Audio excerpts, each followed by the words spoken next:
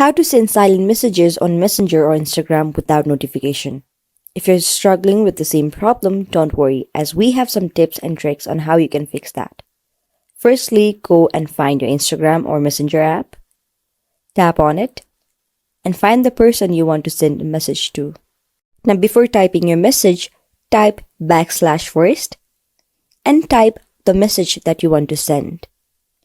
Once you type your message, and when you hit the send button, it will automatically go in silent mode and the notification will not go.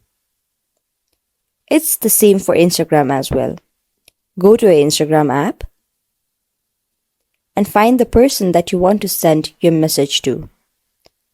Now go and tap on the / first and type your message.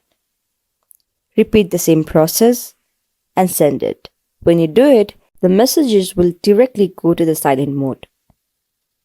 In this way, you can easily send silent messages on Messenger or Instagram without notification. If you found my video helpful, make sure to give big thumbs up and subscribe to our channel.